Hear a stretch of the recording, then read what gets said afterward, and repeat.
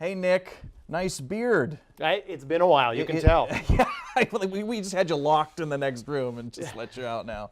Is that for seasonal comfort, keep you warm? I'm hoping for a Castaway stage adaptation, so I figure go. I should start now. You'd be good Wilson. in that. I hope people know what a good actor and director and everything else that you are, in addition to a theater commentator. Word travels. I keep busy. All that from a beard. So we're talking about Little Shop of Horrors. Wop-de-wop. From University of Pittsburgh Stages. Of course, many may be familiar with this. This is with the giant man-eating plant. Harvey Korman's idea that just blossomed. Is that really what it was? I'm pretty sure it was a Harvey Korman movie. Because it was there was a movie of it, right, that was not a musical. Right.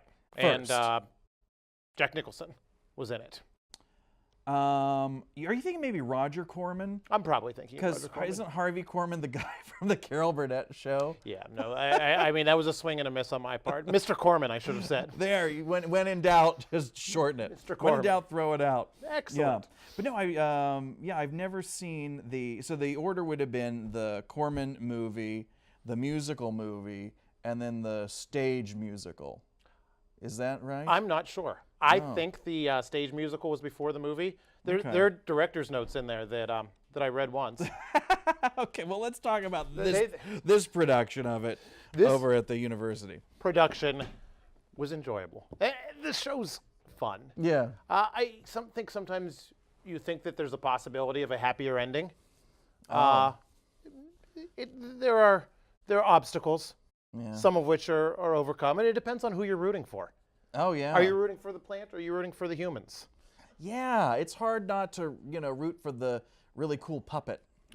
They had really cool puppets. Yeah. That was one of the strengths of the show, actually, was a lot of their accessory scenery. The dentist's chair, the dentist's gas mask, the plant itself was all really top-notch. Oh, cool, good. Yeah, the puppetry, the little pirouettes as it came to life. I mean, it was very Neat. enjoyable to watch that, as well as the effects used when sometimes the plant has to eat things. Yeah. Sometimes large things. You know, people-sized things. One of my dreams was always to, at some point, do the voice of the plant in this show.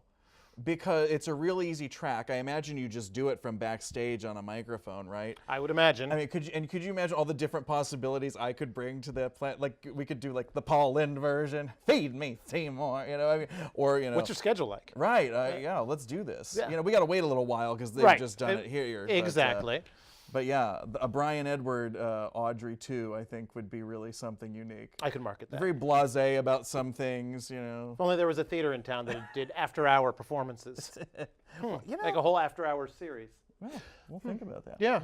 Anyway. Indeed. So, more on this. A couple standouts. Yeah, let's talk about Couple them. standouts in the cast. The role of the dentist, Davis Weaver, he just had the most fun. He had fun from the moment he got on stage. They set it up. I haven't seen this since a high school production in Grapevine, Texas in the 90s. Well, so I don't know if they always... They had an easy job impressing you then. That was your last... There was a bar that they were able to get over. They were able. Well, it was better than Grapevine, Texas. Better than Grapevine in the 90s. Wow, okay, yeah. And they track him so that he has a whole scene where he plays 5 different roles in a row. Wow. Now, you only give that to a good actor, right?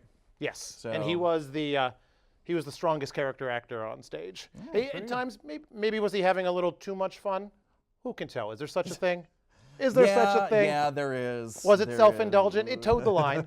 I don't think it crossed it, though. All right. Good to know. All right. Design-wise, there were a couple. There was one funky thing. Reg Douglas directed this, That's right. over at City, and he did some fantastic work getting the college students to elevate their game to a near professional level.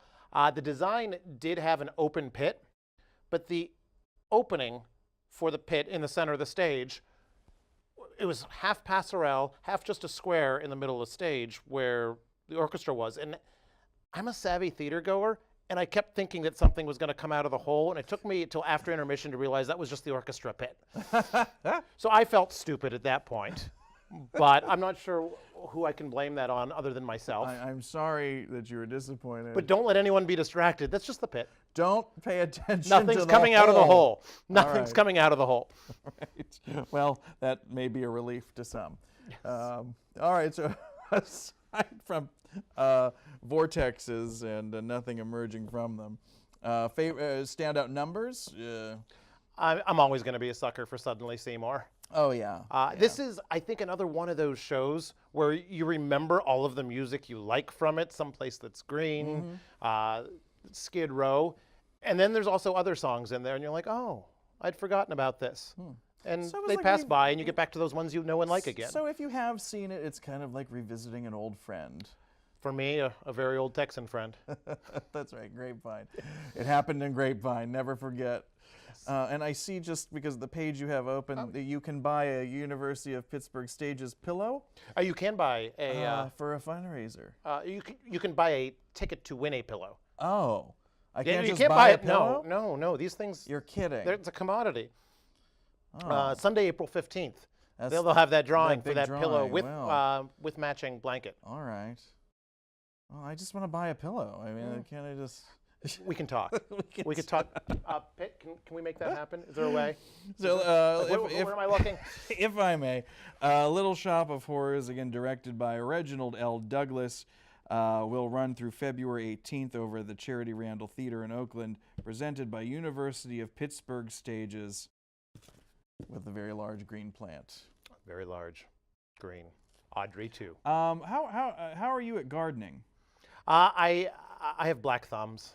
You know, I do too, with very few exception. Which would be good, I think, if we ever encountered a man-eating plant then. It would. I've tried several times to buy the herb plants and then keep them on the windowsill, so I always have fresh herbs. Yeah. But I just end up with dead plants and then buy more herbs. I'm so sorry. Herbs. I wish you the best Herbs. of luck with that. Herbs? Herbs. Herbs. Herbs. All right. Is that, if you say herbs, are you an idiot? Like, I don't know, is that Or not British. socially acceptable? And those two are not necessarily equal. British say herbs, not herbs? From what I understand. Herbs. Herbs. I'm trying to hear it, you know what I And mean? aluminium. I don't like that. We've gotten off track. Yeah, but no, I mean, I don't like that. Like, I think you're going out of your way to say that rather than aluminum. You know, There's a certain it's air it's to it, a certain pretentious. class. Yeah. All right. Yeah. We're done. All right. This has been fantastic. I'm glad.